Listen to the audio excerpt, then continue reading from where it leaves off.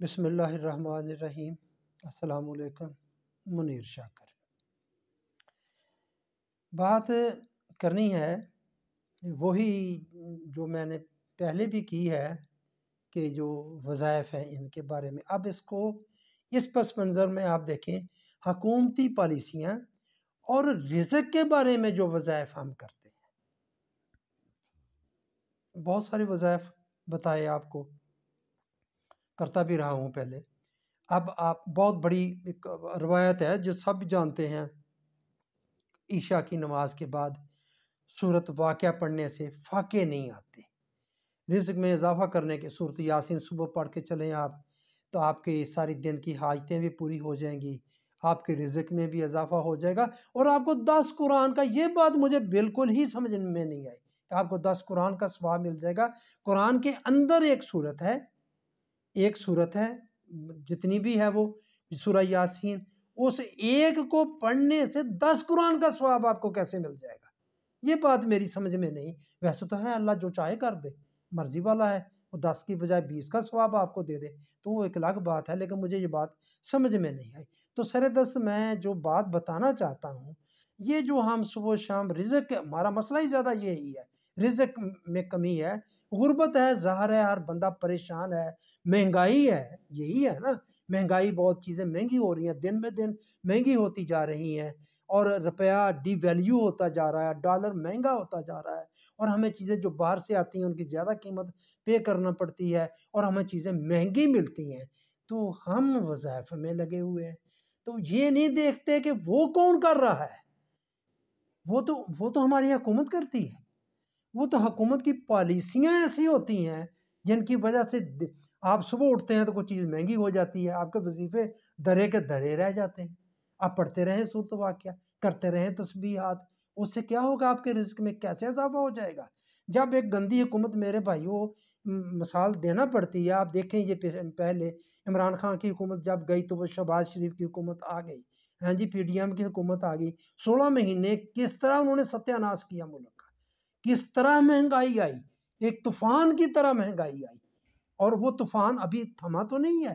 اب یہ جو ہے بیٹھے ہوئے، تو یہ بھی انہی کا ہی تسلسل ہے، یہ انہی کے ہی بندے ہیں، کیونکہ اوپر جو چھتر چھاؤں ہے، جو لانے والے ہیں وہ تو وہی ہے نا، وہ تو ایک ہی ہیں، وہ تو کانسٹنٹ ہے نا، وہ تو اوپر، وہ تو نام بھی نہیں لیا جا سکتا، وہ مشکل ہے کہنا کچھ۔ تو میرے بھائیوں، وہی سب کچھ کر رہے ہیں، وہی ساری پالیسیاں، یعنی کہ حکومتی پالیسیاں آپ کے رزق کو تنگ کرتی ہیں اور آپ کے رزق کو کشادہ کرتی ہیں۔ اور ہم کہتے ہیں جی اللہ کشادہ کرتا ہے اور اللہ رزق وسیع کرتا ہے۔ وہ کرتا ہے میرے بھائیوں، وہ سمجھنے کی کوشش کریں کہ وہ کس طرح کرتا ہے۔ اللہ رزق کا بالکل اس کا وعدہ ہے، تو وہ گھر گھر روٹیاں پکا کر تو نہیں دے رہا، کہیں دیتا ہے؟ کبھی دیکھا ہے کہ اس نے اس طرح روٹیاں دیں؟ تو پھر وہ اس کو بات کو سمجھنے کی کوشش کریں۔ اللہ نے ہمیں عقل دی ہے، اسی لیے دی ہے کہ ہم سمجھیں کہ وہ کس طرح رزق دیتا ہے۔ ہمیں یہ بات سوچنی نہیں چاہیے کہ آپ یہ دیکھیں، اب ہم اس طرف لگے ہوئے ہیں، تسبیحات میں لگے ہوئے ہیں، عملیات میں لگے ہوئے ہیں، ورد وظائف میں لگے ہوئے ہیں، رزق کے بڑھانے کے۔ وہ 1 منٹ میں وہ ایسی پالیسی بناتے ہیں، وہ آپ کا سب کچھ درا کا درا ہی رہ جاتا ہے، درام سے سب کچھ ورد وظائف جو ہیں وہ نیچے آ جاتے ہیں، ختم ہو جاتے ہیں، اور ہم اسی طرح مجبور و معقور چلے آ رہے ہیں، اور دن بہ دن یہ مہنگائی بڑھتی جا رہی ہے، ہم پستے جا رہے ہیں۔ دیکھو اعداد و شمار ہوتے ہیں، غربت کی لائن سے نیچے کروڑہ لوگ جا رہے ہیں، بالکل جا رہے ہیں، اور جو امیر لوگ ہیں، جو امیر ممالک ہیں، انہوں نے یہی تو کام کیا، اپنے لوگوں کو اس خطہ جو غربت تھی، لکیر، اس سے اوپر لے کر آئے، چائنا لے کر آیا، ہمارے ساتھ یہ ذات ہوا۔ تو یہ کیسے ہو گیا؟ یہ بندوں نے ہی کیا، ایماندار بندوں نے، مخلص بندوں نے، جو قوم کے ساتھ مخلص تھے۔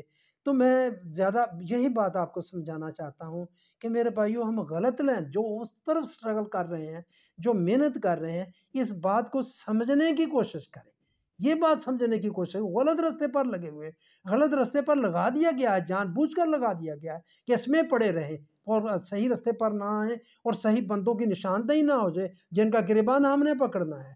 جن کے خلاف ہم نے کھڑے ہونا ہے ان کی طرف کہیں آ نہ جائیں، ان بندوں نے یہ کوشش کی ہوئی ہے، وہ کوشش کر رہے ہیں کہ ان کو انہی کاموں میں لگائے رکھیں، اور ہم لگے ہوئے ہیں۔ تو میرے بھائیو یہ میں کہ رزق جو ہے یہ حکومتی پالیسیوں سے ریلیٹڈ ہے۔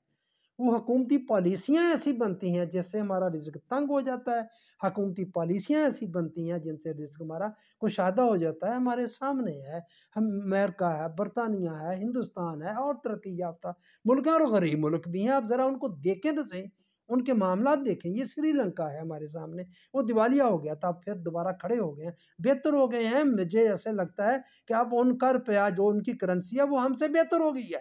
یہ افغانستان ہمارے ساتھ دیکھ لیں، ان کی حکومت دیکھ لیں، کیا تھا جنگ زدہ علاقہ، تباہ شدہ حال۔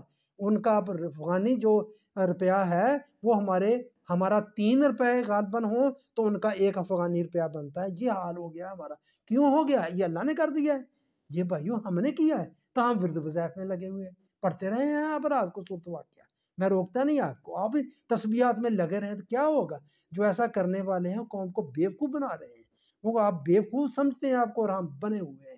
تو بس میرے بھائیو یہ بات میں نے آپ سے کرنا تھی کہ میرے بھائیو یہ حل نہیں ہے، آپ اصل حل کی طرف سوچیں، آپ اس اصل حل کی طرف آئیں، پھر ہی کچھ معاملہ ہوگا۔ اللہ ان کی مدد نہیں، اللہ ان کی ہی مدد کرتا ہے جو اپنی مدد آپ کرتے ہیں۔ ویسے تو کر سکتا ہے نا اللہ، سب کی مدد کر سکتا ہے، لیکن اللہ ان کی مدد کرتا ہے جو اپنی مدد آپ کرتے ہیں۔ تو آپ یہ بات میں نے آپ کو بتانا تھی۔ تو میرے بھائیو اللہ آپ کو خوش رکھے، بس آپ لگے رہیں، لیکن سوچیں، خدا کے واسطے کچھ غور کریں کہ ہم کدھر جا رہے ہیں، تو ہمارا کدھر جانا ہے، اور آخرت میں ہمارا کیا بننا ہے۔ یہاں بھی ذلیل ہوں گے اور آخرت میں بھی ذلیل ہوں گے۔ سورہ رحمان کی ایک آیت میں حوالہ دے دوں گا، جنتان کے لفظ، 2 جنتیں ہیں مومنوں کے لیے، 2 جنتیں ہیں۔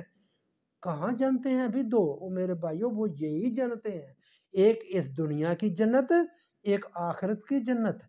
یہاں بھی جنت، یہ انفرادی جنت کی بات نہیں، اجتماعی جنت۔ جب آپ اجتماعی طور پر اکٹھے ہو کر کچھ کریں گے، جو اس نظام کو بدلنے کی کوشش کریں گے، تو پھر یہ جنت بنے گا۔